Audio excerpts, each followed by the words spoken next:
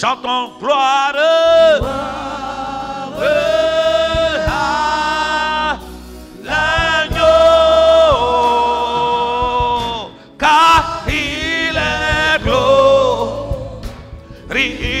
et digne. Chantons l'agneau.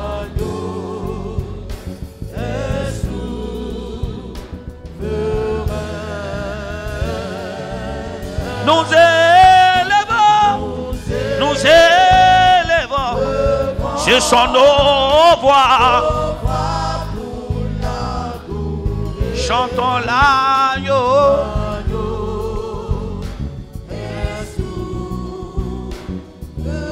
Chantons gloire, gloire, gloire, gloire.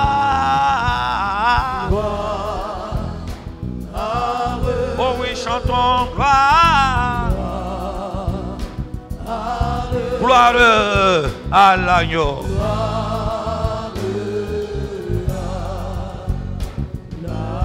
Chantons gloire, gloire.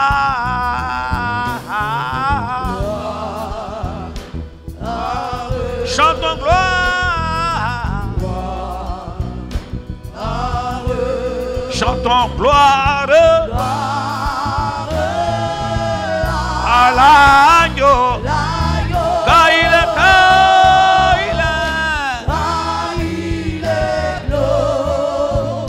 glorieux et digne de régner.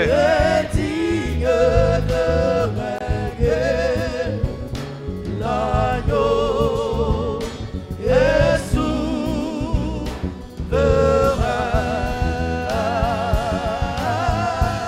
Célébra. Scatila bandala. Chavariga devandola. Chantons l'agneau.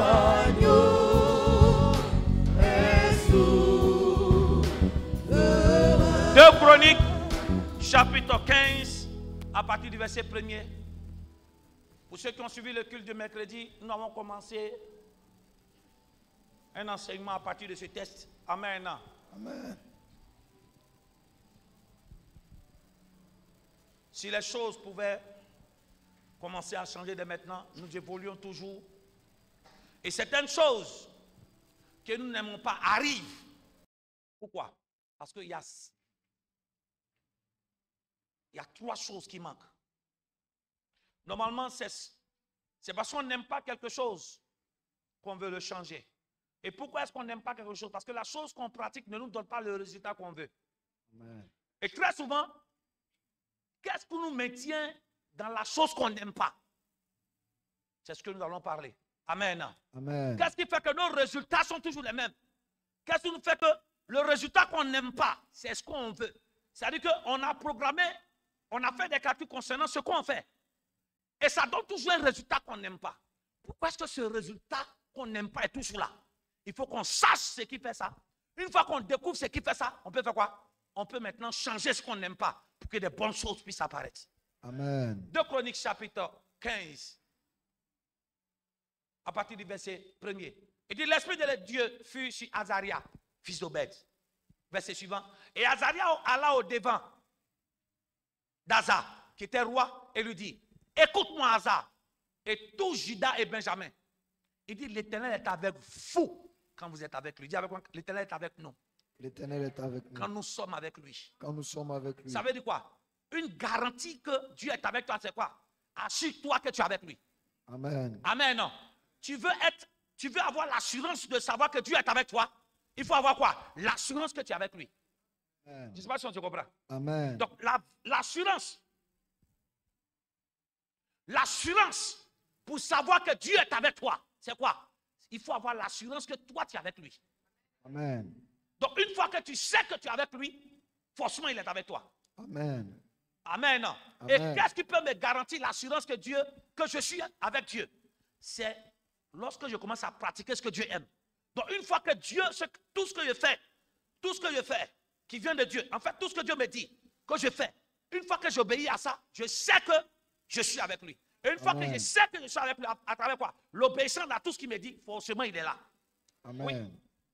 Il dit, L'Éternel est avec vous quand vous êtes avec lui. Si vous le cherchez, vous le trouverez. Il dit, mais si vous l'abandonnez, il vous abandonnera. Oui.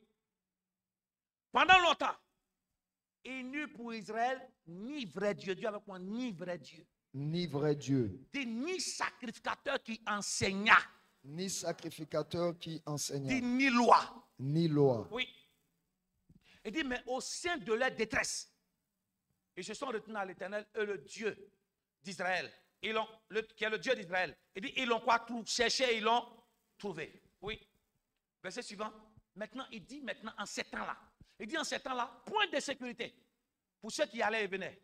Car il y avait quoi? De grands troubles parmi tous les habitants du pays. Oui. Donc, il n'y avait pas de sécurité pour tout le monde. Et qu'est-ce qui se passait? On se heurtait peuple contre peuple. Donc, chacun s'affrontait. Ville contre ville. Parce que Dieu les agitait par toutes sortes d'angoisses. Oui. Il dit, vous donc, fortifiez-vous.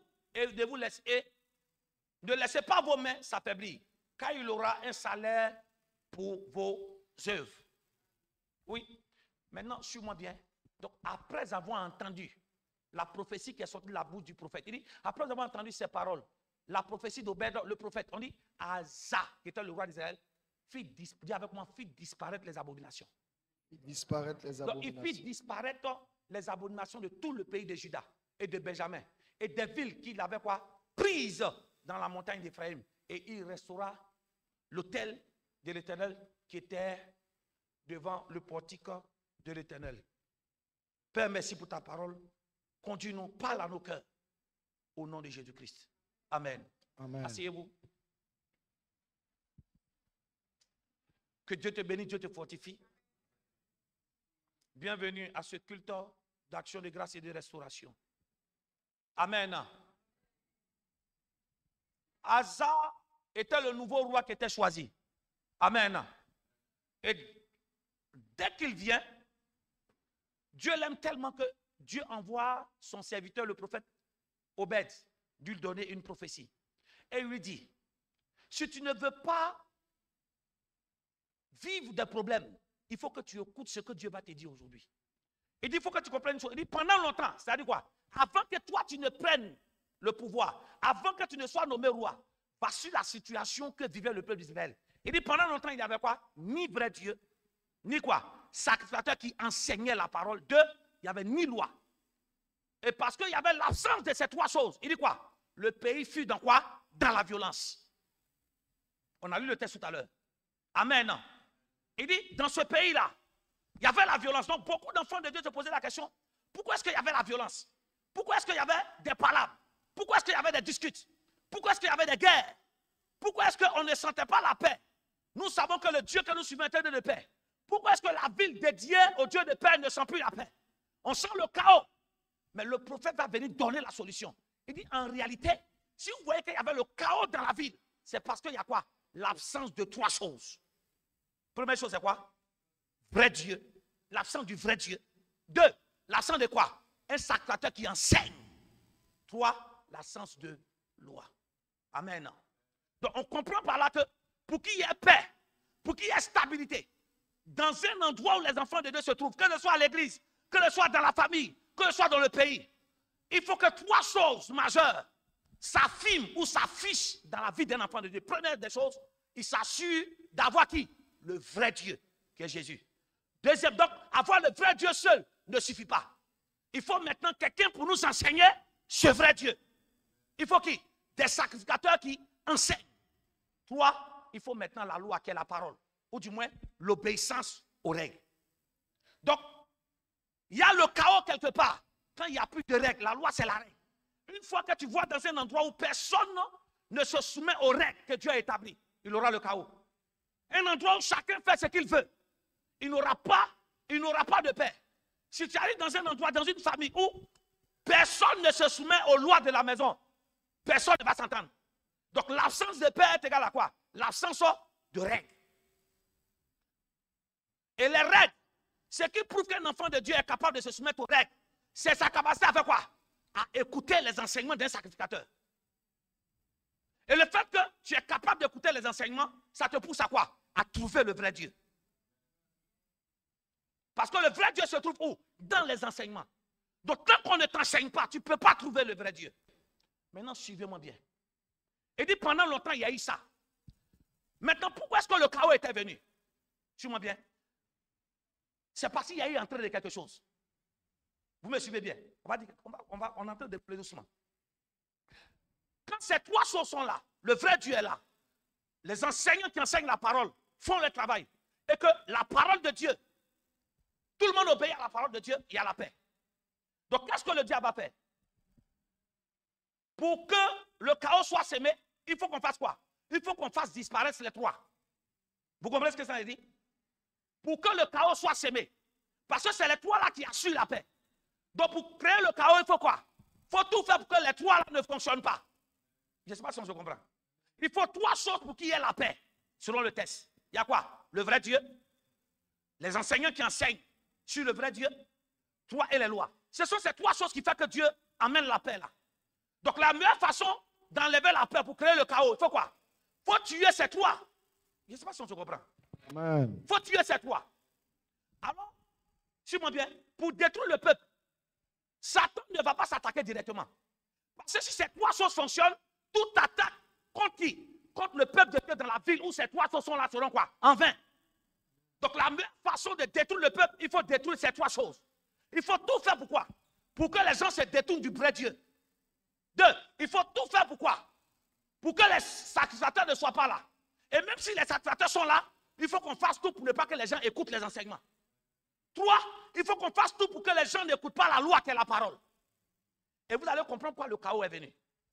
Pour tuer ces trois choses, pour ne pas que ces trois choses fonctionnent, et pour ne pas qu'on voie la paix, Satan va faire entrer quelque chose. Rappelez-vous, quand on a donné la prophétie nette, il dit, pendant ce temps-là, pendant longtemps, il n'y avait ni vrai Dieu, ni paix, ni quoi, ni sacrificateur, ni loi. Donc le peuple était, donc il y avait des difficultés.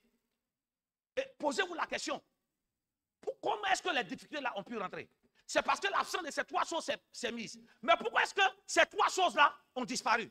En réalité, c'est parce que l'abomination est rentrée. Rappelez-vous, quand il a fini de donner pour dire, il faut que chacun le cherche. Normalement, il doit dire quoi? Il doit dire, ok, on décide maintenant d'avoir ces trois choses. Mais la réaction d'Asa m'a plu. Dès qu'il a écouté ces paroles, on dit quoi? Il partit dans tout le peuple et il a détruit les abominations. Est-ce que dans la prophétie, tu as entendu qu'il a localisé une abomination? Non, non, non. Il a seulement dit, il a seulement mis l'absence sur ce qui doit être. Et lui, il a conclu en même temps que c'est parce que l'abomination est rentrée que le vrai Dieu a disparu, que les enseignants n'enseignent plus, et de toi, la loi n'est plus appliquée. On dit, il partit dans tout le pays, et quoi? Il détruit toutes les abominations qui ont été détruites. Donc tu comprends pourquoi est-ce que le chaos est rentré? Le chaos est rentré en réalité parce que l'abomination est rentrée. Quand l'abomination rentre quelque part, Dieu cesse de régner là. Quand l'abomination rentre quelque part, les enseignants ne peuvent plus enseigner la vraie parole. Ils sont obligés de donner des enseignements quoi, liés aux abominations. Trois, quand l'abomination rentre, la parole de Dieu est négligée. Vous comprenez ce que ça veut dire? Donc en réalité, notre vrai problème, ou du moins notre combat, c'est de maintenir ces trois choses où? Dans notre vie, pour que Dieu règne. Tu m'entends? Et comment maintenir ça? C'est de tout faire pour ne pas que l'abomination rentre. Et quand Satan veut tuer une église, qu'est-ce qu'il fait? Il va envoyer l'abomination pour faire cesser ces trois choses. Quand Satan veut déclarer la guerre dans un pays, il va envoyer l'abomination pour que ces trois choses ne fonctionnent plus. L'abomination rentre et on n'adore plus le vrai Dieu. On croit l'adorer, mais l'abomination nous pousse. Deux, les enseignants ne peuvent plus enseigner la vraie parole. Et les chrétiens ne sont plus disposés à écouter la vraie parole. Trois, la loi est là, mais personne ne veut la pratiquer. Dans Matthieu 24, verset 12, je vais enseigner doucement aujourd'hui pour que tu comprennes quelque chose. Matthieu 24, verset 15. Il dit, lorsque vous verrez l'abomination de la désolation, où? Dans les lieux saints. Il dit, c'est pourquoi? Lorsque vous verrez l'abomination de la quoi? De la désolation, dont a parlé le prophète Daniel, établi quoi? En le lieu saint. Celui qui lise, fasse attention. Donc, suis-moi bien. C'est l'église qui donne la lumière à quoi? Qui donne la lumière à une nation. Il dit, ma maison sera appelée quoi? Une maison de prière pour toutes les nations. Donc, quand il y a une église quelque part qui prie, la nation brille. Donc, qu'est-ce que Satan va faire? Satan va pour tuer, bien. Satan, en tuant l'église, ou du moins en tuant une nation, qu'est-ce qu'il va chercher à faire? Il va chercher à tuer l'église qui donne la lumière à la nation. Et comment il tue une église? C'est de faire rentrer quoi? Les abominations dans l'église. Ce qui prouve que Dieu est absent à l'église d'une église, c'est lorsque l'abomination devient normale dans l'église. Ou des gens qui sont célibataires pratiquent la fornication sans remords. Ou des gens qui sont mariés pratiquent l'adultère sans remords. Ou des gens qui n'obéissent pas à Dieu, puis ça ne leur dit rien. Parce qu'ils pensent que Dieu s'achète. Il dit, lorsque vous verrez l'abomination dans les lieux saints. Donc l'abomination ne commence pas par la nation. Ça commence où? L'abomination qui arrive dehors, ça commence par là où Dieu règne. L'abomination, c'est ce qui est horreur à Dieu. Quand tu vas dans une église où il y a beaucoup de disputes, il y a beaucoup de hate, il y a beaucoup de chaos, en réalité, il y a trois choses qui ont disparu. Ceux qui se battent ne se battent plus pour le vrai Dieu. Parce que quand tu as Dieu en toi, tu ne fais pas parler avec ton frère. Alors, la main commence à disparaître. Deux, quand tu es un vrai enfant de Dieu, tu aimes écouter les enseignements de quoi? D'un sacrificateur. Donc quand tu vois que des enfants de Dieu commencent à ne plus écouter les enseignements, il faut savoir que l'abomination commence à rentrer en eux. Et puis tu vois, la parole de Dieu est là, on n'aime pas l'écouter. Regardez ce qu'il dit dans Matthieu 16, on a vu tout à l'heure pendant qu'on était en train de prier. Il a dit à Pierre dans Matthieu 16, il dit, tu es la pierre sur laquelle je bâtirai mon église. Jésus dit, c'est moi qui bâtis l'église. Mais parce que c'est Jésus qui bâtit l'église, en face, l'enfer, le monde des morts va s'élever. Il dit quoi? Mais la mort ne provoquera point contre elle. Donc en face, l'ennemi numéro 1 d'une église qui se trouve en face, c'est quoi? C'est la mort. Donc pour que Satan arrive à tuer une église, il faut qu'il envoie la mort. Mais maintenant, comment que Satan peut faire entrer la mort? En poussant les chrétiens à pratiquer quoi? L'abomination. L'abomination rentre quand aucun chrétien ne se quoi? N'obéit au règne. Il dit qu'il n'y avait ni loi. Parce qu'il n'y a pas de loi qui règne dans une église. Chacun fait ce qu'il veut. Vous allez voir, rien ne va avancer. La Bible qu'on a lu tout à l'heure, il y avait quoi? Le chaos. Il n'y avait plus de sûreté. Un veut dire quoi? Des guerres. Quand l'abomination rentre, quand Satan fait rentrer l'abomination, tu vois que ça tue notre vie de prière. Ça vole notre joie. Ça vole notre paix. Amen. Amen.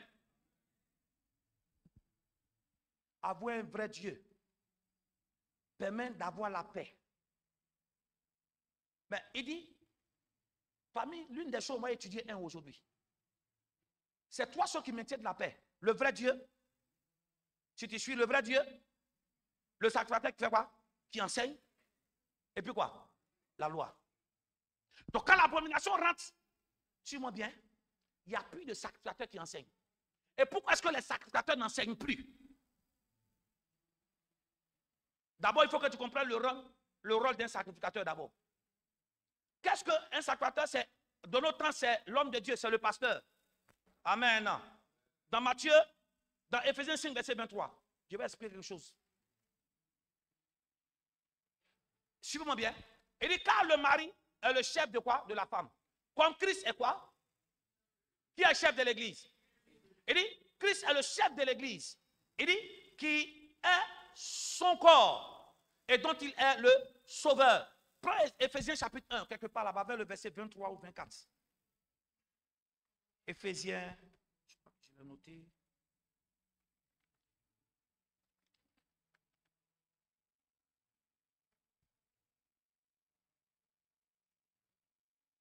Éphésiens 5, Éphésiens 1, verset 20 à 23, c'est ça. Il a déployé en Christ, en le ressuscitant des morts, et en le faisant asseoir à la droite, il dit à sa droite, dans les lieux célestes, oui. Il dit au-dessus de toute quoi? Domination, de toute autorité, de toute puissance, de toute dignité, et de tout nom qui se peut nommer. Et non seulement dans le siècle présent, mais encore dans le siècle quoi? À venir. Le verset 22, suivez la lecture. Maintenant, il a mis tout sous ses pieds. Le ciel, c'est qui? C'est Christ. Donc, il a mis tout sous les pieds de Christ. Et il a donné pour chef suprême à l'église. Donc, Jésus-Christ est le quoi? Le chef suprême de l'église. C'est pour ça qu'il dit à Pierre, je bâtirai mon église. Amen. Oui, maintenant, suis. Celui qui est le chef suprême, maintenant, il dit qu'il est son corps. Donc, en réalité, l'église est quoi? Le corps de Christ. Donc, l'église qui parle normalement, si quelqu'un veut voir Christ, en réalité, s'il voit son corps, c'est qu'il a vu. Donc l'église est le corps de Christ. Donc normalement, quand nous donnons à Dieu et qu'on fréquente l'église, en réalité, qu'est-ce que nous faisons? Nous faisons partie du corps du Seigneur. Tu me comprends maintenant? Et maintenant, si nous faisons partie du corps du Seigneur. Mais sachez que ce corps-là, si les pieds bougent comme ils veulent, les mains bougent comme ils veulent, la tête fait ce qu'elle veut, vous voyez, il aura un désordre sur toi-même. La preuve, tous les membres qui sont sur notre corps n'agissent pas parce qu'il faut faire. C'est parce qu'il reçoit un ordre depuis quoi? Le cerveau. Amen. Donc le cerveau passe l'information. Donc Christ est le corps de l'église. Maintenant, même s'il est le corps de l'église, il faut que ce corps-là soit équilibré. Et pour que ce corps-là soit équilibré, il va maintenant établir des hommes. Dis amen. Il va établir des hommes dans l'église. Afin d'aider à quoi? À ce que les membres qui sont qui? Qui sont nous à bien fonctionner en Christ. Éphésiens chapitre 4. Je vais poser les bases de quelque chose. À partir du verset 11. Maintenant, on parle de Jésus. Donc, on est tous son corps. Mais il veut que son corps ne soit pas quoi? Dans les désordres. Il sait que quand il y a l'absence de vrai Dieu, l'absence des règles, il y a le chaos. Donc même si Jésus-Christ nous a sauvés, on fait partie de son corps. Mais il veut que son corps vive dans l'ordre. Pour ça, il va donner des dons à son corps, qui sommes nous les chrétiens. Il dit, il a donné les uns comme quoi? Apôtres. Les autres comme prophètes. Les autres comme évangélistes. Les autres comme pasteurs et docteurs. Donc Dieu va établir des hommes pour que son corps puisse quoi? Bien fonctionner. Mais regardez leur rôle maintenant, qui sont les sacrificateurs. Il dit, c'est pour le perfectionnement des... Donc en réalité, Dieu donne quoi? Il donne les hommes de Dieu qui sont les sacrificateurs pour que quoi? Toi et moi, nous soyons quoi? Performants. Donc, ça veut dire qu'on est sauvé. Mais quand on est sauvé, on ne doit pas s'arrêter. On doit quoi? Progresser en Christ. Donc, celui qui va t'aider à progresser, Dieu est au ciel, c'est vrai. Mais Dieu qui est au ciel doit passer par des hommes pour t'aider à avancer. Donc, le fait que tu n'as pas de pasteur, suis-moi bien, tu n'as pas de sacrificateur qui t'enseigne, ça fait quoi? Ça fait que tu ne peux pas te perfectionner. Tu seras toujours dans les mêmes choses. Et tu vas dire que ma vie n'avance pas. Non. Continue la lecture. Il dit pour le perfectionnement d'essayer en vue de quoi? De l'œuvre du ministère. Donc tout enfant de Dieu a un ministère à exercer. Le ministère, c'est une activité, une fonction. Il dit pour l'édification du corps de Christ. Donc les sacrificateurs qui sont là, qui enseignent, en réalité, leur rôle c'est quoi? C'est d'édifier le corps de Christ. Ça veut dire quoi? Dieu donne, vous voyez, il a dit quoi? En ce temps, il n'y avait ni chaos, comme on l'a dit tout à l'heure. Il y avait chaos, pourquoi? Parce qu'il n'y avait ni vrai Dieu, ni sacrificateur qui enseigne. Donc quand il n'y a pas de sacrificateur qui t'enseigne, le corps de Christ n'est pas édifié. Le mot édifié devient quoi? Ça devient un. Donc il n'y a pas de désordre. Donc on est tous sauvés, c'est vrai. Mais il faut que Dieu donne une autorité physique, qui sont les hommes de Dieu, pour t'aider à quoi? À être formé en Christ. Alors, il dit jusqu'à ce que nous soyons quoi? Parvenus à l'unité de la foi. Donc si un homme de Dieu ne t'enseigne pas, ta foi ne sera pas quoi? C'est ça. Il dit jusqu'à ce que nous soyons quoi? Nous arrivons à l'unité de la foi. Donc pour que la foi devienne solide, il faut qu'on t'enseigne. Ta foi ne grandit pas seule comme ça. Ta foi grandit parce que quelqu'un t'enseigne. Oui. Il dit que tout soit parvenu à l'unité de la foi et de la connaissance de Dieu. Qui? Donc il donne qui? Les hommes de Dieu qui sont les sacrificateurs qui nous enseignent. Pour que nous ayons quoi? La connaissance de Dieu. Donc en réalité, pour que ta connaissance en Dieu puisse grandir, Dieu passe par qui? Par des hommes de Dieu pour t'enseigner ça. Amen. Donc quand tu entends un chrétien qui dit, moi Dieu me parle, mais s'il n'a pas quelqu'un pour l'enseigner, il sera limité. On se comprend? Amen. Oui. Il dit, à l'état d'homme fait. Donc les enseignements ont pour lui de faire quoi? De nous rendre des hommes accomplis. Le mot fait, ça veut dire accompli. Tu veux accomplir ta destinée, Dieu donne les sacrificateurs qui sont les hommes de Dieu pour t'enseigner à quoi? À être mature. Il dit à l'état d'homme fait. Il dit à la mesure de la stature parfaite de Christ. Donc les enseignements des sacrificateurs, quand c'est présent, ça nous permet de faire quoi? De grandir pour devenir quoi? L'image parfaite de Christ. Donc tout chrétien qui est là, qui dit non, il n'a ni pasteur, ni homme de Dieu pour l'encadrer. En tout cas, moi, Dieu ne peut pas directement. C'est vrai, il ne peut pas directement. Mais tu ne seras pas mature. La preuve, il y a certaines choses que tu vas, certaines attaques qui vont arriver, ça va te faire tomber. Donc, il faut avoir peur d'un chrétien qui n'a pas de pasteur. Parce que, ça fait que sa vie chrétienne est la même chose. La preuve, c'est nos questions. Ah, mais depuis qu'il va à l'église, je ne vois rien en Christ. Non. tu es saint, mais tu n'es pas perfectionné. Amen. Tu es saint, mais tu n'avances pas. Tu es chrétien, tu vas comme ça, et ta vie est la même chose. Tu manques de progression. Pas parce que tu ne pries pas, mais parce que tu n'as pas un sacrificateur pour t'enseigner. Amen. Et il y a peur des chrétiens qui n'ont pas de pasteur qui les enseigne. Oui. Il dit, afin que, suivons bien, pourquoi est-ce que le sacrificateur nous enseigne? Pour qu'il y ait la paix. Il dit, afin que nous soyons plus quoi des enfants. Comment? Flottant et emporté par tout vent. Donc quand tu manques d'enseignement, tu crois que tu es grand. Mais toute situation, ça te fait tergiverser. C'est là que tu vois des chrétiens qui disent, oui, je connais le Seigneur me parle. Mais dès qu'il y a un problème ici, il est effondré. On se comprend? Et il y a des gens qui sont emportés par tout vent. De doctrine, tout vent de doctrine. Ça dit quoi? Toutes sortes de programmes, tu es dedans. Il est partout à la fois. Non. Il y a des vents. Quand le vent vient, c'est pour nous déstabiliser. Mais les enseignements du sacrificateur permettent quoi? Quand nous sommes des hommes faits, quand le vent vient, on sait comment commander au vent. Dis amen. Oui. La tromperie des hommes et par leur ruse. Il est dans les moyens de séduction, oui. Il dit, mais que professant quoi? La vérité où? Dans la charité, d'autres versions, la vérité dans l'amour. Donc quand on t'enseigne, tu commences à faire quoi? À prononcer la vérité. Il dit, nous croissions à tous égards en celui qui est le chef, qui est Christ. Nous croissions. Tu donnes ta vie à Christ, tu es un saint. Mais le saint doit croire quoi? À l'image de Christ. Christ est au ciel. Donc il fait don des hommes pour que nous puissions écouter les enseignements. Et les enseignements font que quoi? On devient des personnes qui ont la taille de Christ. Il faut avoir peur d'un chrétien qui n'a pas un pasteur pour l'enseigner. Amen. Voilà, ça les calme.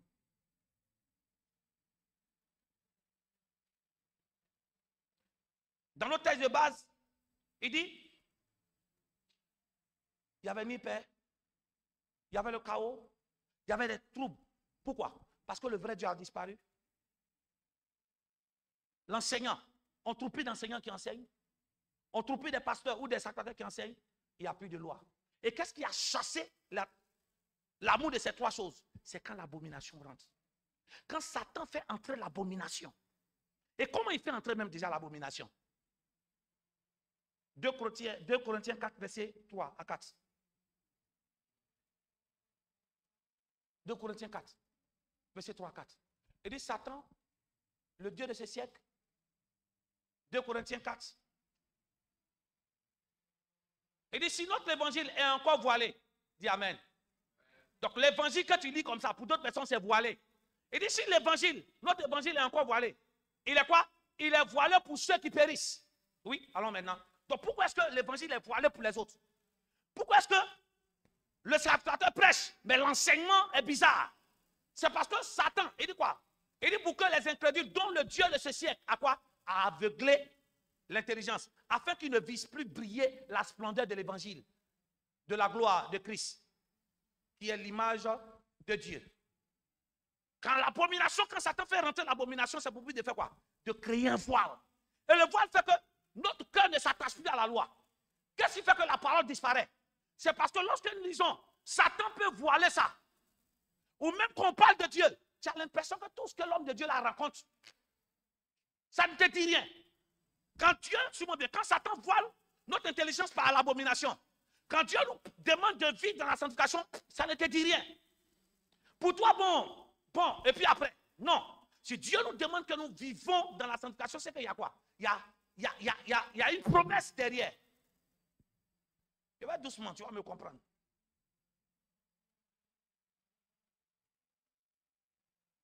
Le rôle du sacrificateur. On dit des sacrificateurs qui enseignent. Ça veut dire que le rôle d'un sacrificateur, ce n'est pas seulement d'être là. Il ne faut pas qu'on dise dans l'église qu'il y a un pasteur. Non. Il faut que le pasteur fasse son rôle. Et le rôle du pasteur, c'est quoi? Ce n'est pas de prier. Ce n'est pas de prophétiser. C'est d'enseigner. Donc le diable peut faire que le sacrificateur est là. Mais est-ce qu'il enseigne? Mais je peux te promettre qu'ici on enseigne. Maintenant, suis ce que je vais dire. Pourquoi est-ce que le sacrificateur, aussi refuse d'enseigner. Parce que très souvent, le sacerdoce aussi peut refuser d'enseigner. Pourquoi? Parce que ceux qui l'ont en face ne veulent pas écouter l'enseignement. Ce qui fait qu'un sacerdoce peut être là et il refuse d'enseigner, c'est parce que l'oreille de ceux qui écoutent là ne veut pas écouter ce qu'il enseigne, mais il veut écouter autre chose. Amen. Ça fait que le sacerdoce, au lieu d'enseigner, il ne fera que prophétiser. Amen. Le sacerdoce, au lieu de quoi? D'enseigner, il ne fera que quoi? Prier. C'est bon ces choses. Mais tous ces enseignements, ou du moins, toutes ces prières, tous ces paroles que nous proclamons doivent être basés sur quoi? Sur les Écritures. Et si on ne t'enseigne pas, comment tu vas le savoir? Le rôle premier d'un homme de Dieu, que soit, on a lu tout à l'heure dans Éphésiens 4, qu'on dit prophète. Donc le prophète, là, il n'est pas là pour prophétiser seulement. Son premier rôle, c'est de quoi? C'est le perfectionnement des saints. Amen. Notre premier rôle, c'est de vous aider à être mature. La prophétie ne peut pas te construire. Ce qui te construit, à avoir la taille de Dieu pour affronter les choses de la vie. Ce sont les enseignements que les prophètes vont vous donner quoi? Vis-à-vis de la parole. Donc quand l'enseignement commence à disparaître, il faut savoir que l'église court à sa pète. Amen. Mais le problème n'est pas que les sacrateurs ne sont pas là. Parce que tout sacrateur sait qu'il doit enseigner. Mais pourquoi dans cette ville-là, le sacrateur n'enseigne plus? C'est parce que quand il vient enseigner, le peuple veut entendre autre chose. Qu'est-ce qui fait que très souvent les hommes de Dieu ne sont plus capables de donner les enseignements? Ce n'est pas parce que Dieu ne les donne pas l'enseignement. Mais ils sont en face un type de chrétien qui refuse d'écouter ce que Dieu dit. Tu m'entends? Parce que le fait qu'il enseigne trop, les chrétiens disent on ne vient pas. On ne s'est pas compris. Amen. Donc il est obligé de laisser l'enseignement pour faire quoi? Pour faire ce que les hommes aiment pour qu'ils viennent à l'église. Je refuse ça dans ma vie aujourd'hui. Amen. Quand le sacerdoce arrête d'enseigner, c'est parce que quand il commence à enseigner, le peuple ne peut pas écouter ce que l'enseignement dit. Donc ils ne viennent pas aux enseignements. Maintenant, si cet homme-là n'est pas, suis-moi bien, il n'est pas ferme dans ce qu'il fait, il va laisser l'enseignement que Dieu lui donne pour faire quoi? Pour enseigner ce qu'eux, ils ont envie d'écouter. Parce qu'il s'est dit que s'il enseigne la vérité, les gens vont fuir. Donc il est obligé d'enseigner ce que toi tu as envie d'entendre. Là, tu vas venir. Suis-moi bien, quand la croissance d'une église dépend de ce que le peuple veut entendre, Christ n'est plus au milieu. Tu n'as pas entendu? Amen. Quand la croissance numérique d'une église dépend des thèmes dits par les chrétiens, Christ a disparu. Amen. Ah, mais en tout cas, il faut qu'on prêche le mariage, mais parce qu'il faut qu'on se marie. Non. Avant de te marier, sois d'abord quoi? Homme fait. On s'est compris maintenant? C'est l'homme fait qui se marie. Avant de travailler, il faut être quoi? Homme fait. Donc on ne rentre pas dans une bénédiction comme ça. Il faut rentrer dans une bénédiction parce que tu es un homme fait. L'homme fait gère la bénédiction. Parce que si tu es un enfant qu'on te donne une bénédiction, la bénédiction peut te tuer. Donc, votre prière, ce n'est pas de recevoir ça, ce que vous voulez. Votre prière, c'est d'abord quoi? D'être la personne. Ah, diabo, ça va, ligado. Votre prière, ce n'est pas de recevoir la bénédiction que tu attends. Mais ta prière doit être quoi? Ta prière doit être. Ta prière que tu formules vers Dieu, c'est quoi? C'est que je dois être quoi? Je dois être, ou du moins, je dois être conforme autant pour moi. Je dois être conforme à la bénédiction qui vient. Je rebobine, tu vas comprendre. Ma prière, ce n'est pas Père, donne-moi la bénédiction. Mais ma prière, c'est quoi? Père, rends-moi capable de quoi? De recevoir cette bénédiction et de la gérer. Ça veut dire quoi? Je dois pouvoir être l'homme qu'il faut pour ce que je demande. On ne s'est pas compris. Donc, ne demande pas quelque chose parce que tu as envie de l'avoir. Mais il faut d'abord être la personne qu'il faut pour la chose. Amen. On ne s'est pas compris. Parce que si tu n'es pas la personne qu'il faut pour la chose va venir, ça va te tuer. Et la personne qu'il faut pour la chose, c'est l'homme fait. Maintenant, qui nous aide à être l'homme fait? C'est l'enseignement venant de qui? Des pasteurs.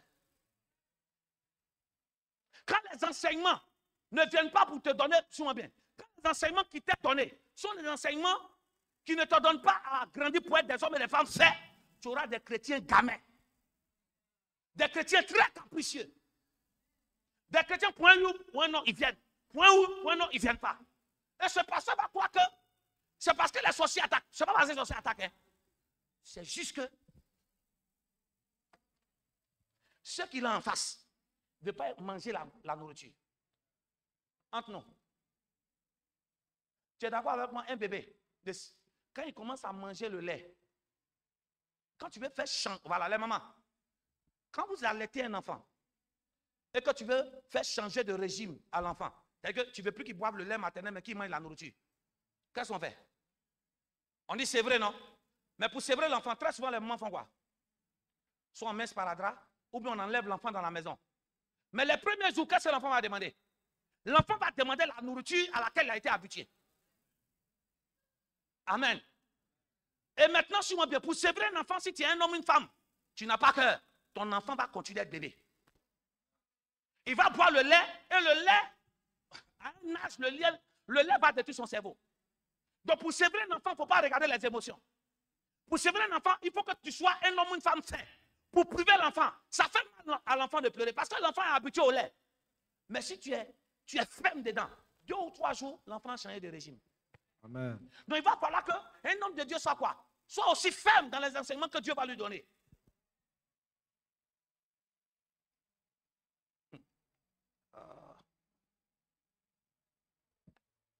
Osée 12, verset 14. La présence d'un sacrificateur, la présence d'un serviteur de Dieu, qu'est-ce que ça nous apporte? Il dit, par un prophète, l'Éternel fit quoi? Sortir Israël hors d'Égypte. Et par un prophète, Israël fit quoi? Donc le rôle d'un prophète, ce n'est pas seulement de briser les liens pour que tu sortes d'Égypte. Mais le rôle d'un prophète, c'est de te garder où? Dans la nouvelle vie en Christ. Donc notre rôle, ce n'est pas de vous faire vos délivrances pour quitter seulement, non. Le rôle, c'est aussi de te garder. Donc le ministère de Christ, c'est de te faire sortir et de te garder. Mais beaucoup d'enfants de Dieu, si, Seigneur Dieu Tout-Puissant, ils veulent que le ministère du prophète soit seulement quoi? Te faire sortir d'Égypte. Mais pour te faire sortir d'Égypte, il faut que tu rentres dans une bénédiction. Mais quand tu rentres, il faut que tu restes là-bas. Donc l'homme de Dieu enseigne pour t'aider à faire quoi? À rester dans ton Canaan. Et parce que Israël a refusé d'écouter les enseignements que Dieu donnait à Moïse, ils sont morts où? Dans le lieu où ils devaient avoir les bénédictions. Père, donne à tous ceux qui sont ici de comprendre que le rôle d'un sacrificateur, c'est d'enseigner. 1 Samuel 12, verset 20 à 25.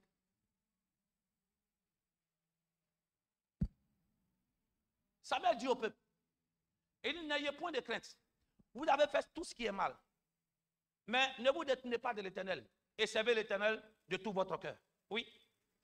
Allons ensemble. Donc c'est l'homme de Dieu maintenant qui va donner son rôle. Il dit, ne vous en détournez pas. Sinon, vous irez auprès des choses quoi? Néant. Qui n'apportent ni profit, ni délivrance. Il dit, parce que ce sont des choses de néant. Verset suivant, oui. L'Éternel n'emmènera point son peuple à cause de son nom grand. Car l'Éternel a résolu de faire de vous, autant pour moi, son peuple. Verset suivant. Il dit, maintenant, il va dire, loin de moi de pécher contre l'Éternel. Donc, c'est l'homme de Dieu qui parle.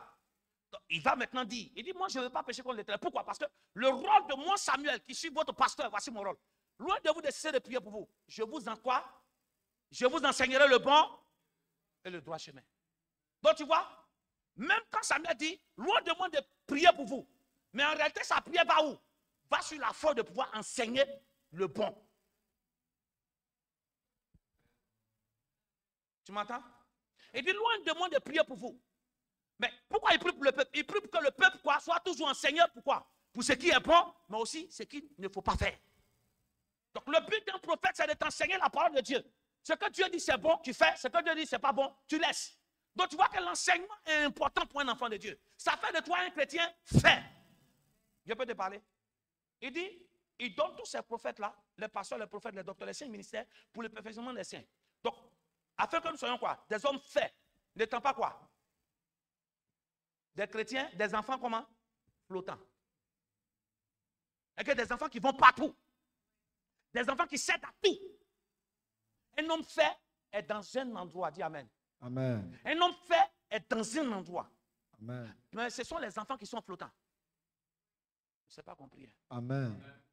Donc un chrétien est flottant. Il a plusieurs pasteurs qui doivent fréquenter en même temps. Mais tu ne peux pas être partout en même temps. Mais un homme fait se choisit un enseignant pour que l'enseignant l'enseigne. Amen. Pourquoi la main a disparu? Amen. Il dit, je prends toujours l'exemple sur nos tests de base. Il dit, il y a chaos parmi vous. Pourquoi? Parce qu'il n'y a ni vrai Dieu, ni enseignant qui enseigne. Mais pourtant, Dieu a établi des sacrificateurs dans la ville pour les enseigner. Mais comment se fait-il que les sacrificateurs ne sont plus là pour enseigner? Comme je l'ai dit tout à l'heure, c'est parce qu'on trouve en face des chrétiens qui ne veulent plus écouter des enseignements, mais qui veulent autre chose. 2 Timothée 4, verset 3. Il dit, car il viendra un temps où les hommes ne supporteront pas quoi? La saine doctrine. Mais ayant la démangeaison d'entendre quoi?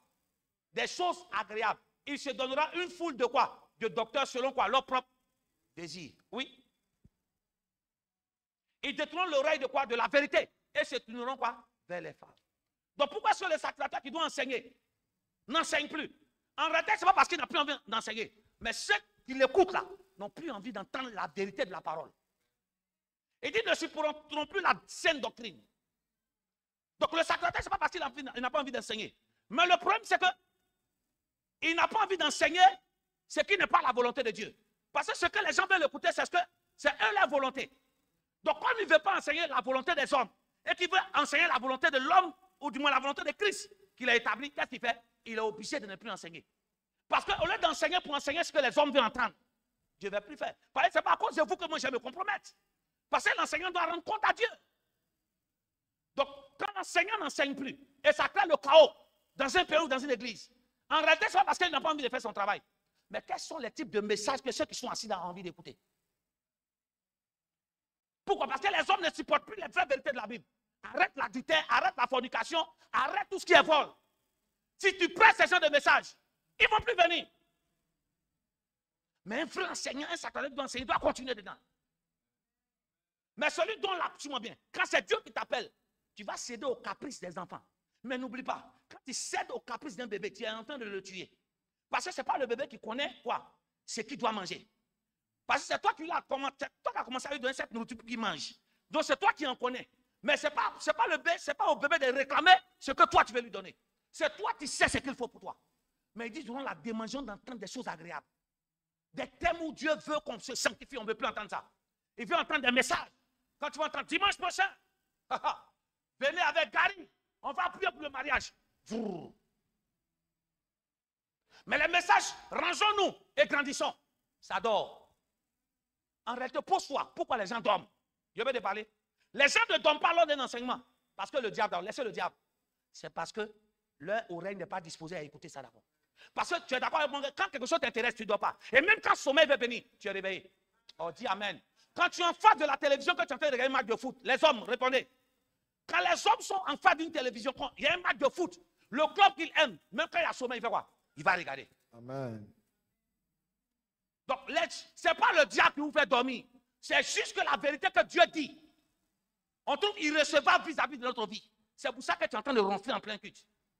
Mais ce que tu crois, tu penses que ronfler, tu fais mal au pasteur. Non, tu te fais du mal. Parce que c'est l'enseignement qui va te faire grandir pour devenir un homme fait pour attirer la bénédiction.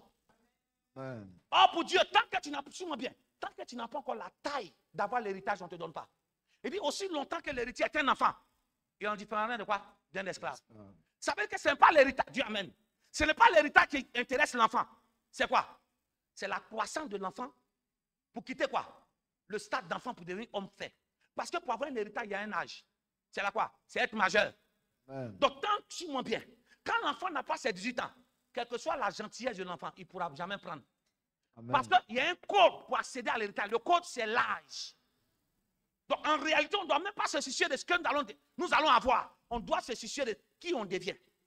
Amen. Parce que c'est qui je deviens qui attire ce que je dois être. Amen. Amen. Amen.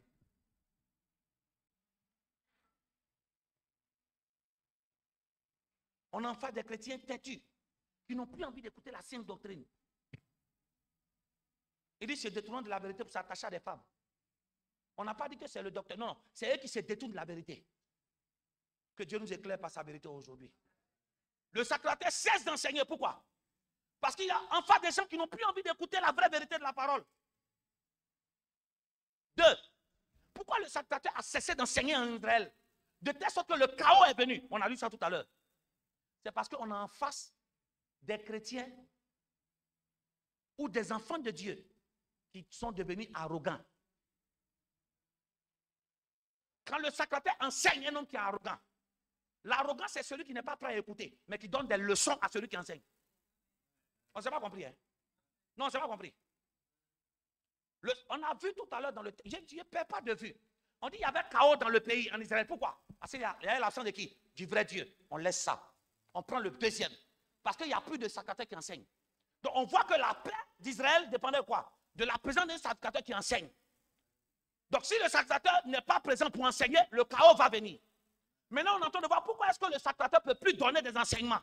Parce qu'il a en face des oreilles qui sont devenues arrogants. Qui pensent que le message qu'il enseigne, c'est pour lui-même qui enseigne. Et qu'eux, ils n'en ont pas besoin. Mais pourtant, eux-mêmes, ils souffrent et ils ont besoin de ça. Amen. Pourquoi l'amen n'a pas ça? Amen. Donc quand le sacrificateur se rend compte que l'enseignement ne te fait plus rien, il va cesser de donner il va cesser de faire son travail. Or, s'il cesse de faire ton travail, tu as un problème. Vous allez voir l'exemple de quelqu'un dans la Bible. 2 Chroniques 26, verset 1 à 3. Et après, nous allons tomber le verset 16. Tout le peuple de Juda prit Osias, âgé de combien? La salle est calme, on va ensemble. Il dit âgé de 16 ans. Et l'établit roi à la place de son père Amastia. Pasteur, lis le reste.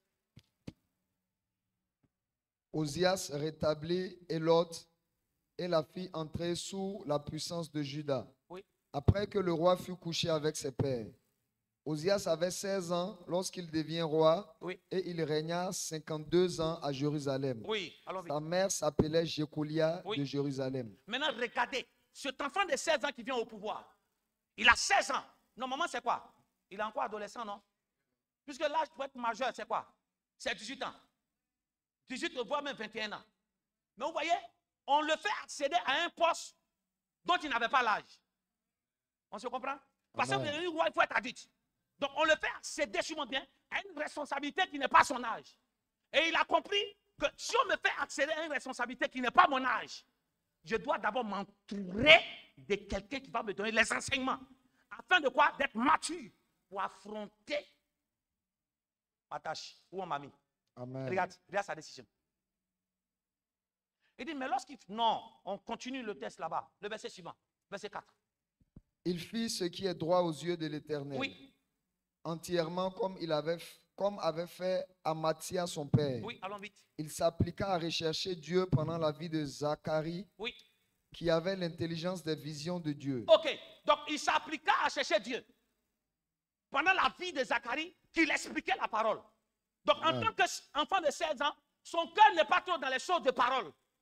16 ans, c'est amusement. Mais le poste, ce n'est pas pour les enfants, c'est pour les adultes. Donc, il va s'entourer d'un homme de Dieu qui va l'enseigner des choses de mature. Donc, suis-moi bien. Pendant que cet homme de Dieu l'enseignait, il s'appliquait à quoi? À chercher Dieu. Donc, normalement, pour son âge, c'est jouer. Affaire de Dieu n'est pas sérieux. Mais il est obligé de chercher Dieu. Pourquoi? Parce qu'on l'a mis dans un rôle où bien il occupe un poste où ce n'est pas les enfants qui ont une mentalité d'enfant qui peuvent gérer. Amen. Il te faut être adulte.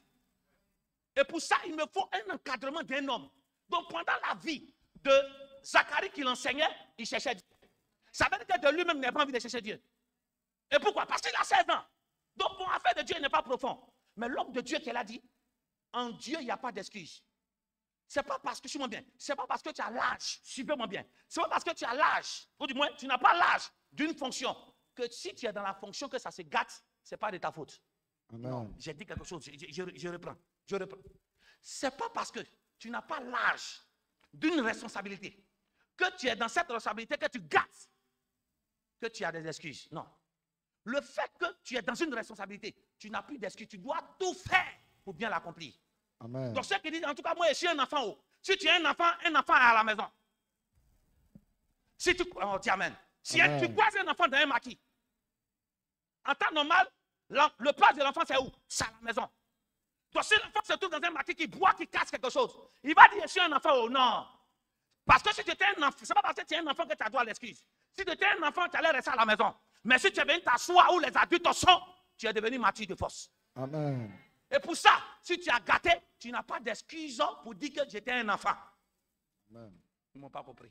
Amen. Le verset suivant. Il appliqua son cœur à rechercher l'éternel Dieu. Pendant la vie de Zacharie, qui avait l'éternel des temps, il rechercha l'éternel et Dieu le fit quoi? Prospérer. Donc il a commencé à vivre la prospérité quand quoi? Quand l'homme de Dieu a commencé à l'enseigner, à chercher Dieu. Donc quelqu'un l'enseigne à chercher Dieu. Donc vous voyez, l'absence de sacrificateur dans sa vie allait le détruire. Mais la présence de ce sacrificateur, Zacharie a fait quoi? A permis que son cœur s'attache à Dieu, il a cherché Dieu et il a prospéré. Maintenant, suis-moi bien. Quand il a cherché Dieu, il a commencé à prospérer. Tu me suis bien? Amen. À un moment donné, il dit, ah, j'avance. J'avance. À un moment donné, le fait d'avancer va prendre sa tête. Il dit, ah, je n'ai plus besoin de Zacharie. Si j'avance, c'est que je peux aller seul. Vous m'avez pas compris? Amen. C'est pas, suis-moi bien. Zacharie l'aide à avancer. Comprends que quand quelqu'un t'aide à avancer, ce n'est pas toi qui avance. Même si c'est toi qui es devant, mais il y a quelqu'un derrière. Donc ne crois pas que toi seul, si tu n'as pas cette force pour avancer seul, il ne faut pas te détacher de celui qui va te faire monter. Amen. Vous allez voir ce qui va se passer. Il est devenu puissant, oui. Il se Il mit dit, en... je peux lire maintenant. Il dit, mais lorsqu'il fut puissant, il a été puissant grâce à quoi? Grâce à la recherche de Dieu. Et qui l'a aidé? C'est un sacrificateur qui l'a aidé. Écoutez maintenant. Maintenant, quand il est devenu puissant, regardez son caractère. Il va maintenant se rebeller contre la famille de Zacharie, qui l'aidait à quoi? À avancer. Puisque Zacharie, c'est un sacrificateur. Maintenant que Zacharie l'a aidé à avancer maintenant, il veut maintenant faire quoi? S'attaquer maintenant à la famille de Zacharie qui est le sacrificateur. Tu vois pas ce qui va se passer? Il dit, mais lorsque son cœur fut puissant, il dit, autant pour moi, mais lorsqu'il fut puissant, il dit, son cœur s'éleva pour le... Maintenant, comment tu sais que son cœur s'éleva pour se perdre? Il dit, il pécha contre l'Éternel, son Dieu. Il entra où? Il entra dans le temple de l'Éternel pour brûler des parfums, sur l'autel des parfums. Descends, oui. On dit, allons vite, allons vite. Le sacrificateur Azaria entra après lui, avec 80 combien? 80 sacrificateurs de l'Éternel. Et il lui dit quoi? Il dit, homme courageux. Il dit qu'il s'opposait au roi Osias. Et lui dit, tu n'as pas le droit d'offrir des parfums à l'Éternel. Il dit, ce droit appartient à qui? Au sacrificateur. Donc tu vois, pendant toute sa vie, où Zacharie était vivant, il respectait les sacrificateurs, il ne rentrait jamais dans le temple. Mais maintenant, quand il est devenu puissant maintenant, il rentre dans le temple maintenant, et il commence à se rebeller contre les choses que Dieu lui a dites. Il dit, ce droit-là appartient aux sacrificateurs, fils d'Aaron, qui ont été consacrés pour les offrir. Il dit, sors du sanctuaire, car tu commets un péché. Et cela ne te tiendra pas à ton honneur devant l'Éternel. Oui, descends. Où est-ce que son orgueil l'a poussé à faire? La colère s'empara d'Ozias, qui tenait un encensoir à la main. Et comme il s'irrita contre les sacrificateurs, il dit, la lèpre éclata sur son front, en présence des sacrificateurs, d'en haut, dans la maison de l'Éternel. En d'autres termes, la maison de l'Éternel, qui doit être normalement un lieu de bénédiction, ça peut devenir un lieu aussi de ta malédiction. Juste à cause de quoi? De ton cœur rempli d'arrogance qui t'a perdu. Je vais finir le texte.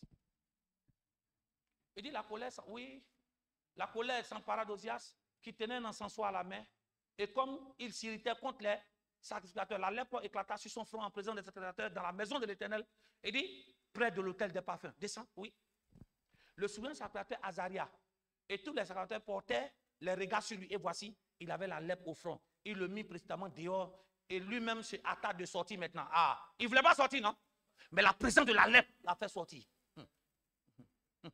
En d'autres termes, quand Dieu nous demande de faire quelque chose, qu'on n'obéit pas, c'est les conséquences de la chose là. Il va nous faire obéir à Dieu. On ne s'est pas compris. Allons. Verset suivant 21. Et le roi Osias fut lépreux jusqu'au jour de sa mort. Il demeura dans une maison écartée comme quoi? Un lépreux. Vous voyez, un roi qui avait de l'avenir devant lui, qui prospérait bien avec Dieu. Mais parce que son cœur s'est élevé contre lui, son cœur est devenu, lorsqu'il est devenu puissant, et que son cœur s'est élevé, le lieu où il recevait les enseignements pour être béni, c'est dans celui-là qu'il a pris la lèpre. Normalement, il ne devait pas rentrer dans le temple.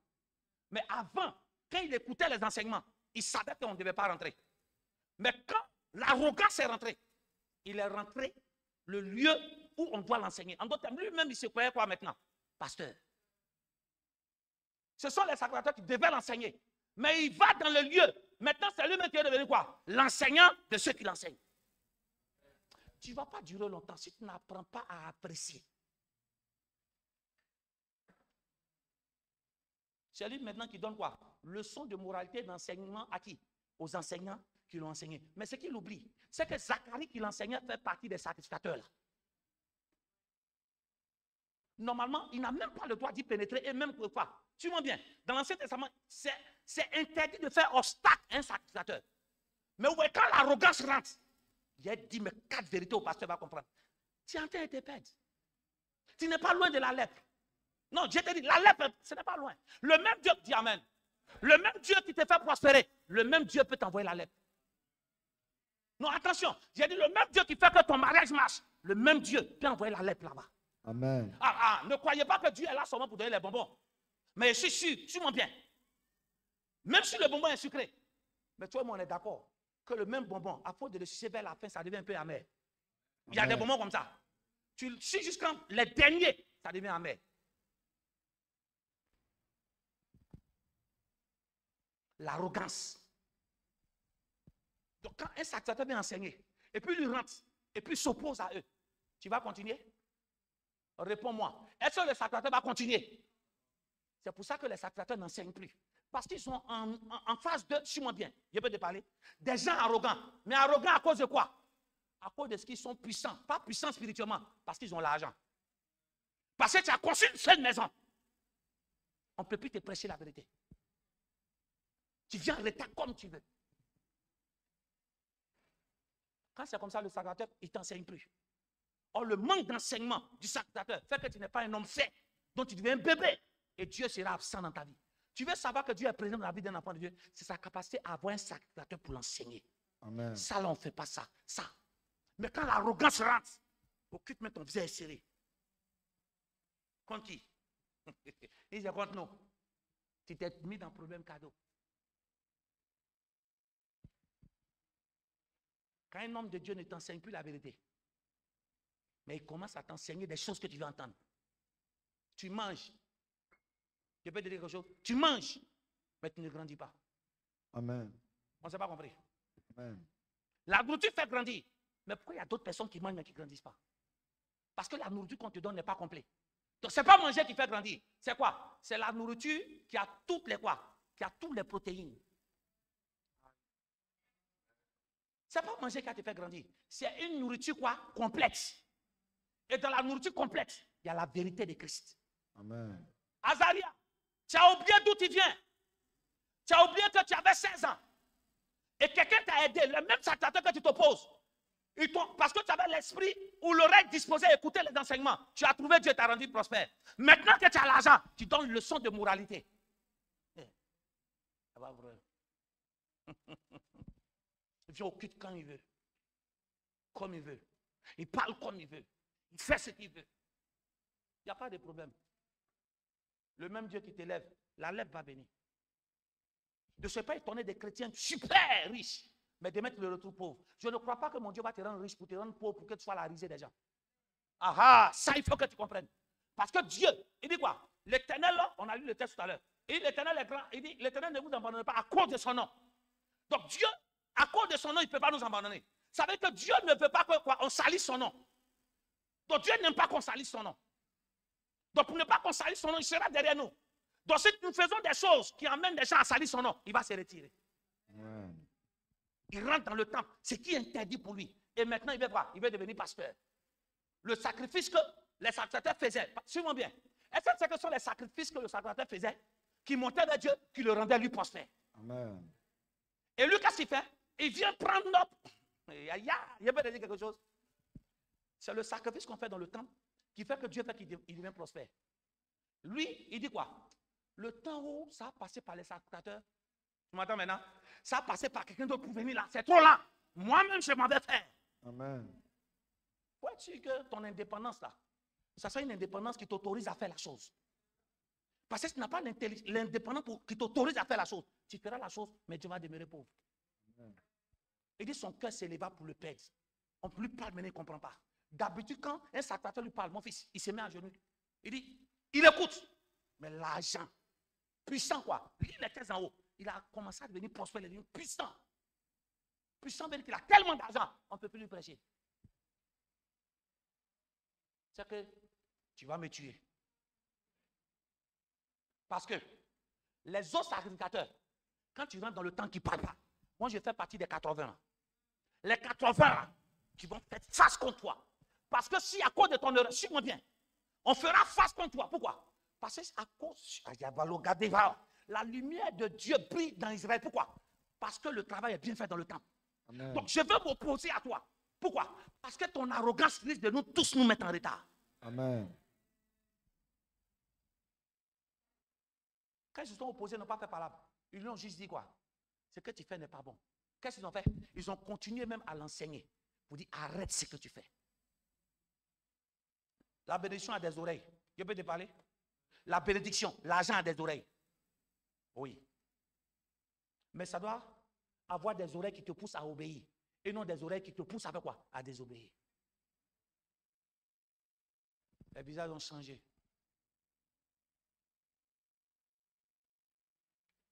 Pourquoi est-ce que les sacrateurs n'enseignent plus? 2 Rois 6. Écoutez un peu. Et c'est la même arrogance. On parle maintenant d'un roi, d'un prophète, autant pour moi, appelé Élisée. 2 Rois 6, verset 21. Regardez comment le roi appelle Élisée, qui est le prophète, qui est l'homme de Dieu, qui est le sacrificateur. Élisée. Non, 2 Rois 6, verset 21. 2 Rois 6, 21.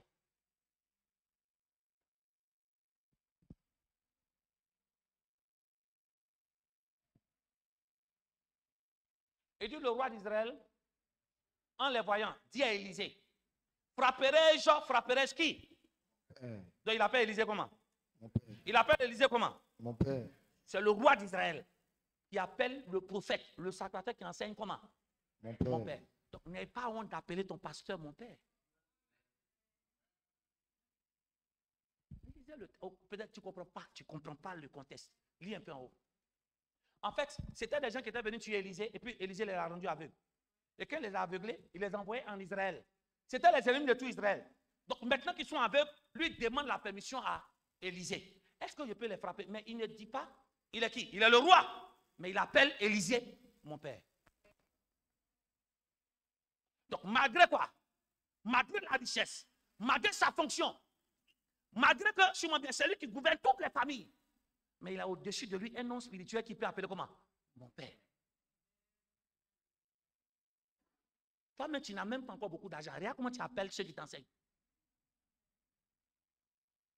Non, je suis en train de prêcher sur...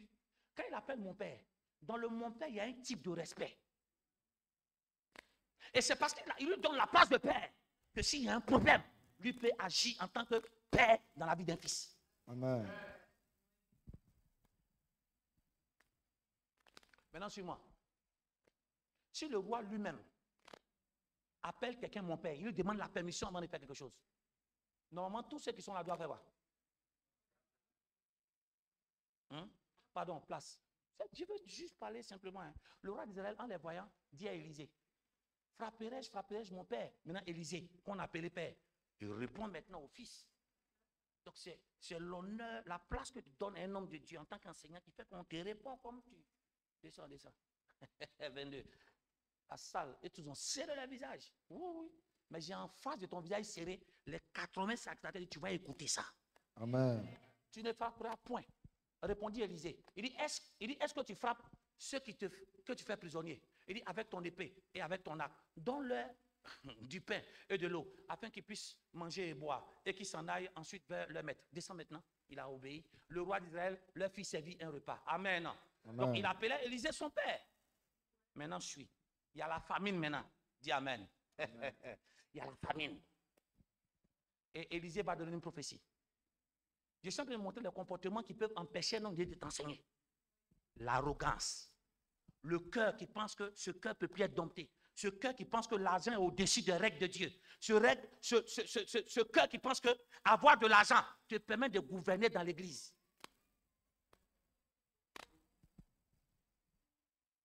2 Rois 7, verset 1er. Suis-moi. Il y a une famine. Élisée vient prophétiser. Il dit, écoutez la parole de l'Éternel, ainsi parle l'Éternel. Il dit, demain, à quel moment? À cette même heure, on aura une mesure de fleurs de farine. Pour combien de cycles? Un cycle. 2 mesures d'orge pour un cycle à la porte de Samarie. Donc, il n'y a pas à manger. Normalement, Élisée est venu dire, demain, vous allez avoir un peu à manger. Il dit, non, demain. On dit famine. Il n'y a même pas pain. Tu ne dis pas que Dieu dit que demain, on envoie un peu. Lui, il vient dire demain, il aura tellement de pain qu'on paye 10 pains à 10 francs. Tu ne comprends pas, hein? Amen. Élisée dit 10 pains à 10 francs. Donc, il ne dit même pas que demain, vous allez payer un pain à 500. Puisque quand il y a la famine, c'est qu'il n'y en a plus. Donc, il faut qu'il puisse avoir pour que le prix puisse diminuer. Mais l'homme de Dieu, qui a cette dimension de pouvoir accélérer les choses, il dit demain, le poulet que vous payez à 5 000, on ne mange plus de poulet depuis 7 ans. Et il vient, il dit demain, poulet, là, vous allez payer un poulet à 5 francs.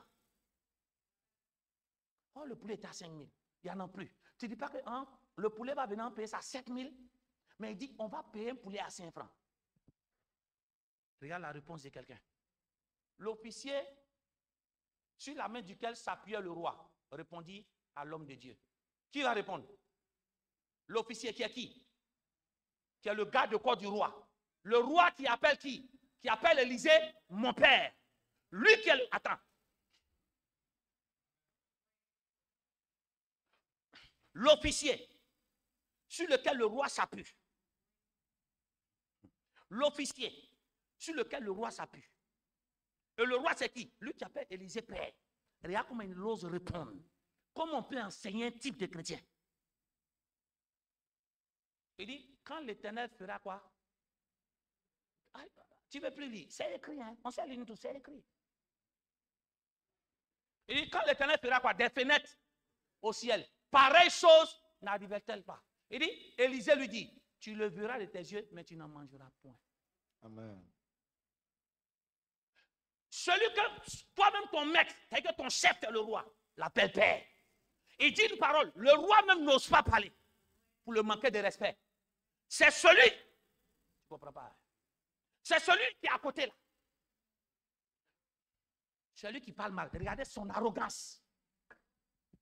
Comment on peut enseigner un tel type? Il dit, ça va arriver, mais tu ne le verras point. Descends. Le verset 7. Non, le verset 16 maintenant. Verset 17 à 20. Le verset 17. Il dit, le roi avait remis. Donc, la nourriture est venue maintenant. Le roi avait remis la garde des portes à l'officier sur la main duquel il s'appuyait. Mais cet officier fit quoi? Fut écrasé à la porte par le peuple et il mourut, selon la parole qu'avait prononcée. Quand le roi était descendu vers, le roi était descendu vers Lui. Qui allait vers qui? Le roi allait vers qui? L'arrogance fait que maintenant les chrétiens sont à la maison. C'est l'homme de Dieu qui descend chez eux. Allô? Il y a eu culte hier, tu n'es pas venu. Parce que tu as un problème et que tu as beaucoup d'argent. Allô? Pasteur, est-ce que tu peux passer à la maison même là? Moi, il faut attendre. À cause de son arrogance, on ne lui a pas donné l'enseignement qu'il faut. Donc ça veut dire que ce type de chrétien, cet officier-là, pourquoi il a pu s'opposer à ce que l'homme de Dieu a dit? C'est parce que tous les enseignements que l'homme de Dieu donnait, il n'avait pas envie d'écouter. Pourquoi? À cause de son arrogance. Je peux te dire quelque chose, ce n'est pas parce que tu ne crois pas en quelqu'un que ce qu'il a prophétisé de Dieu n'arrivera pas. Amen. Je reprends. Ce n'est pas parce que toi, tu ne crois pas en quelqu'un que ce qu'il a prophétisé de la part de Dieu n'arrivera pas. Amen. L'homme de Dieu dit, de toute façon, tu m'as méprisé. Dis Amen. Amen. De toute façon, tu m'as méprisé. Parce que normalement, qui devait parler? C'était le roi même qui a dit, ah mon père, il faut dire quand même, il faut essayer de voir. Mais il est en train de dire, c'est le roi c'est un faible. Il y a des gens comme ça. Hein. Parce que le roi ne parle pas, on pense que le roi est faible. Non, le roi n'est pas là seulement pour parler. Le roi c'était. Et c'est ça la sagesse d'un roi. Le roi c'était en fonction de quoi? Devant la main qui peut la main qui l'a aidé à devenir roi. Il s'est tué. Et c'est lui qui est à côté là. Mais c'est venu, il est mort. Ta père, est-ce qu'il ne devait pas manger cette bénédiction aussi? Ceux qui voient tout, qui parlent dans tout. Qu'est-ce que ça fait? Il a bloqué une opportunité à cause de sa bouche. Amen. Quand l'arrogance, il dit c'est l'abondance du cœur que la bouche parle. Quand l'arrogance commence à rentrer, c'est toi qui sais mettre tout le monde. Un roi qui, tu dois apprendre à te taire. Quand l'homme de Dieu a prophétisé, le roi n'a même pas parlé. Pas parce qu'il n'avait pas envie de parler. Mais il dit, je suis devant une autorité. Il s'est tué. Tu sais pourquoi il s'est tué? Ça ne veut pas dire qu'il est faible. Ça veut dire juste que s'il ment, la malédiction va tomber sur lui-même. Mais moi, je ne vais pas rentrer dedans. Amen. Beaucoup de personnes ont raté des opportunités parce qu'ils Ils n'ont pas pu donner le respect à celui qui les enseigne. Il devait vivre longtemps, il devait manger. Mais il a provoqué la mort dans sa vie à cause de mépriser. C'est pour ça que je vous enseigne, ne méprisez pas un homme de Dieu qui est en train d'enseigner. Tu n'es pas obligé de l'écouter, mais ne le méprise pas. Est-ce que tu m'entends? Tu n'es pas obligé de l'écouter, mais ne le méprise pas. Si l'enseignement ne te suit pas, ne le méprise pas. Parce que la manière dont tu traites les gens, c'est comme si on te traitera demain. Amen. Amen. Amen. En face, si nous voulons que la paix règne et que le chaos soit évité, d'après 2 Chroniques 15, il va falloir que quoi? L'autel de Dieu, du vrai Dieu, soit restauré. 2, il va falloir que des enseignants nous enseignent des enseignements sur quoi? Sur le vrai Dieu. Mais aussi que nous obéissons à des règles. Amen. Et regardez ce qu'ils, quand ils ont entendu la décision que tout le peuple a prise. 2 Rois 15, verset 12. Il dit, il prit l'engagement de chercher l'Éternel, le Dieu de leur père, de tout leur cœur et de tout leur âme. Descend. Ça veut dire que pour que le vrai Dieu soit trouvé et que les enseignants nous donnent un vrai enseignement et que quoi? Il y ait la parole de Dieu qui s'applique pour ne pas que le chaos règne. Il va falloir que toi et moi nous prenions l'engagement. Dis à quelqu'un, je dois m'engager avec Dieu. Le mot engagement, c'est une décision d'accomplir quelque chose. Et dans les décisions, c'est quoi? C'est de chercher Dieu de tous les cœurs. Mais aussi de faire quoi? De se soumettre à ceux aussi qui vont donner quoi? Des enseignements pour écouter, ou du moins pour connaître leur Dieu. Et aussi de mettre la parole en pratique. Lis. Et dit quiconque, et c'est les gens qui disent quiconque ne chercherait pas l'Éternel, le Dieu d'Israël, devait être quoi? Mis à mort, petit ou grand, homme ou femme. Descend. En fait, Dieu ou rien. Et il jurait fidélité à l'Éternel à haute voix, avec des cris de joie et au son de la trompette et des corps. Amen. Tout Judas se réjouit de ce serment. Le serment pour dire quoi? Si quelqu'un ne suit pas Dieu, il meurt. Ils sont contents. Et quand ils avaient juré de tout leur cœur, ils avaient cherché l'Éternel pour quoi? De plein, on ne les a pas forcés. Ils ont fait violence sur eux-mêmes. Il dit, on est content de chercher de l'Éternel. On est content d'écouter les enseignements pour grandir. Et aussi, on est content d'appliquer la loi. Et il avait cherché de plein gré et il avait trouvé. Et l'Éternel leur donna. Il leur donna. Du repos. Il leur donna. Il leur donna. Du repos. De tout côté. Donc, pour avoir le repos de tous côtés, c'est la présence de 3 choses dans la vie d'un chrétien. C'est quoi? La présence du vrai Dieu. 2, la présence du sacrateur qui enseigne. 3, le respect de la loi.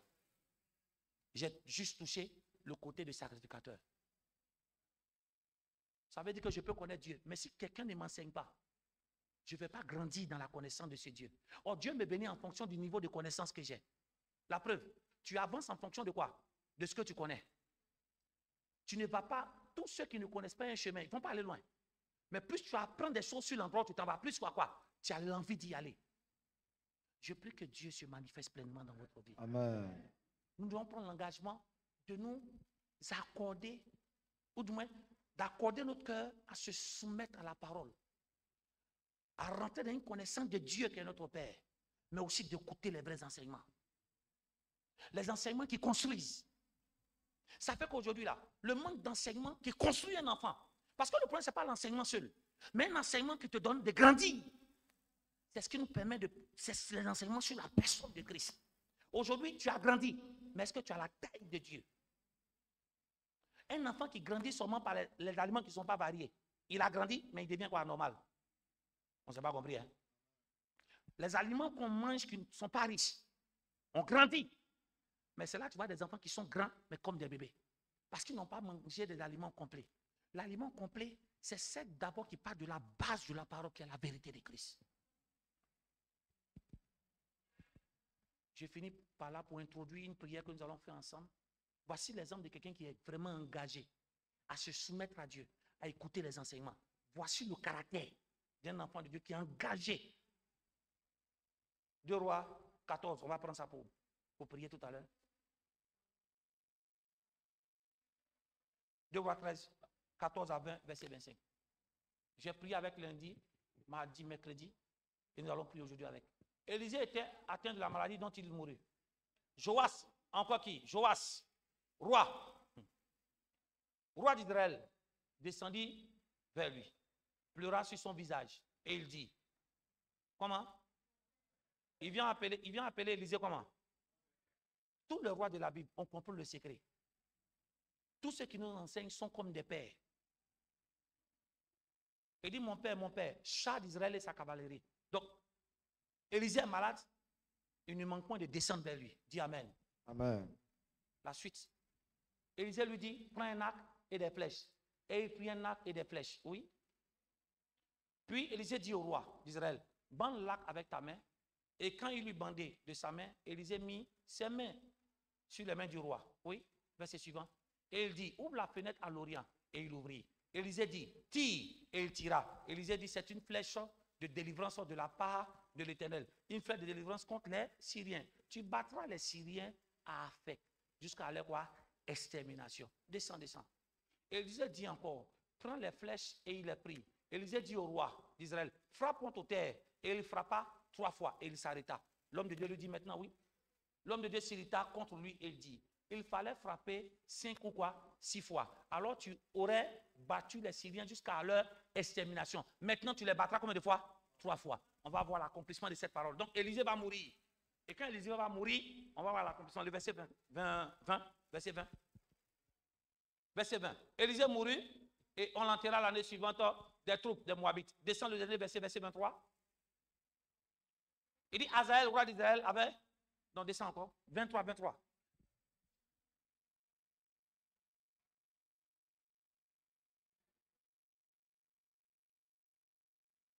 Voilà, verset 25. Il dit Joas, fils de Joachaz, reprit les mains de Ben-Hadad. Il dit fils d'Azraël, les villes enlevées par Azaël à Joachaz, son père, pendant la guerre. Joas les bâtit combien de fois? Et il recouvra la ville d'Israël. Donc on voit que l'homme de Dieu a donné une prophétie, mais cette prophétie s'est accomplie dans le temps. Je te donne le cœur, comment est le cœur d'un enfant de Dieu qui est engagé à connaître Dieu. C'est sa capacité, suis-moi bien, c'est sa capacité, quel que soit son rôle, à savoir que j'ai besoin de descendre vers le sacrificateur pour qu'il m'enseigne. Maintenant, suis-moi bien, c'est Yatosh. On ne descend pas vers l'homme de Dieu quand l'homme de Dieu est en forme. Mais on descend vers celui qui nous enseigne, quel que soit l'état dans lequel il se tient. Le roi, suivez-moi bien, je chante et descendre, on va prendre pour prier. Élisée est malade, il doit mourir. En d'autres termes, Élisée est dans une saison de quoi? De faiblesse. On est d'accord, non? Il est dans une saison de faiblesse. Il avait pour habitude de descendre vers l'homme de Dieu. Quand l'homme de Dieu est en forme. Amen. Mais cette fois-ci, il descend vers l'homme de Dieu. Il sait que l'homme de Dieu est malade. Mais il descend vers lui. Ça aurait été d'autres chrétiens, il avait dit quoi? L'homme de Dieu est faible. C'est que quoi? Il n'a plus l'onction. Je ne descends pas vers lui. Laisse-moi te dire. S'il n'était pas descendu vers Élisée, dans la maladie d'Élisée, il n'allait pas connaître son futur. Moi, je n'ai pas compris. S'il n'était pas descendu pour aller voir Élisée, il n'est pas allé pour prier. Hein? La preuve, il n'a rien demandé à Élisée.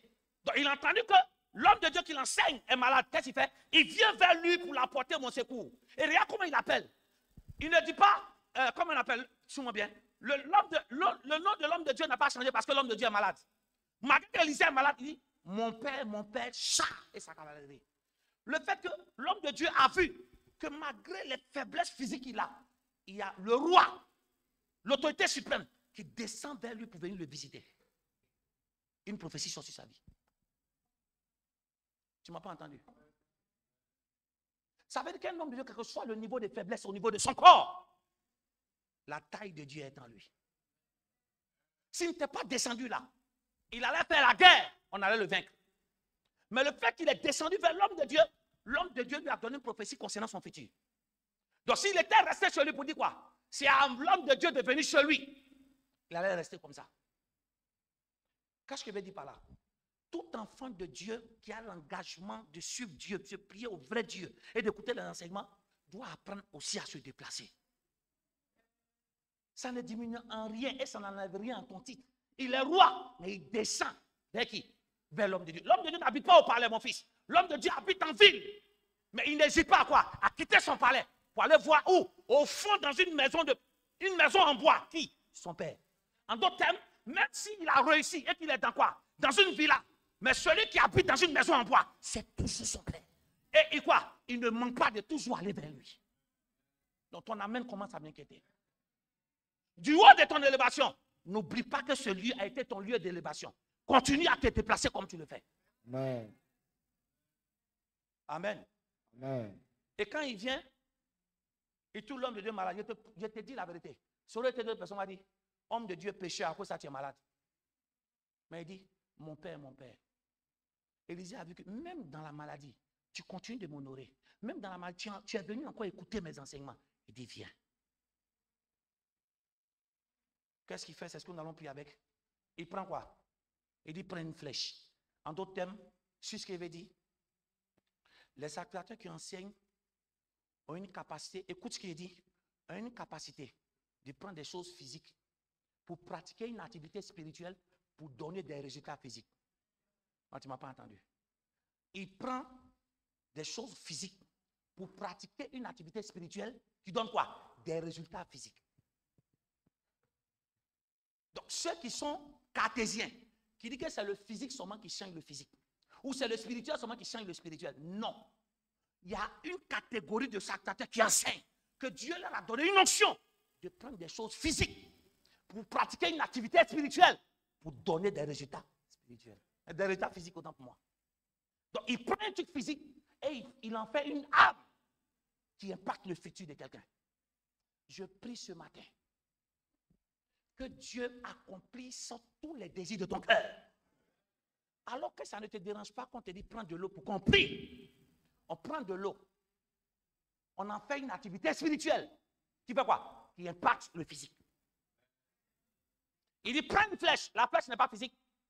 Mais la flèche qu'il a tapée, il a pu faire quoi? Le fait qu'il a tapé, c'est une activité spirituelle qu'il a fait. Et ça donne un résultat physique. Ça, c'est le cœur des enfants de Dieu dont l'arrogance, suis-moi bien, l'arrogance n'est pas le partage. Je te promets que ça aurait été quelqu'un qui va dire quoi? Homme de Dieu, attends, suis-moi.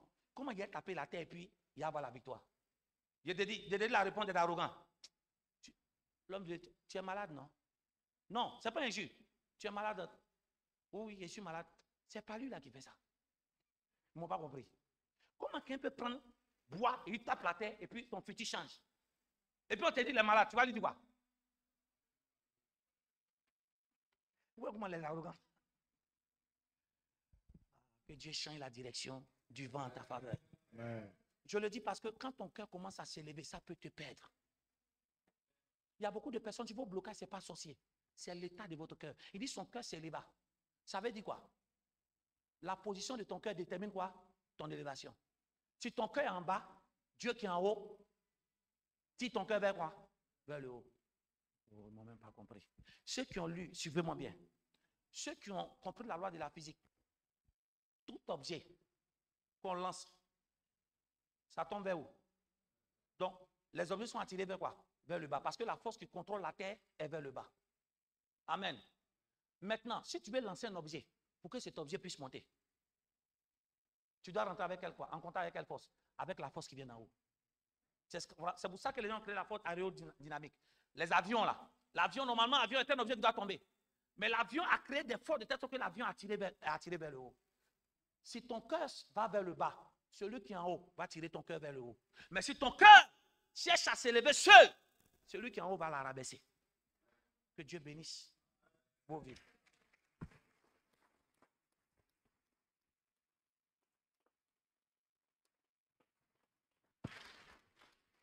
Doucement. Le texte qu'on a lu pour les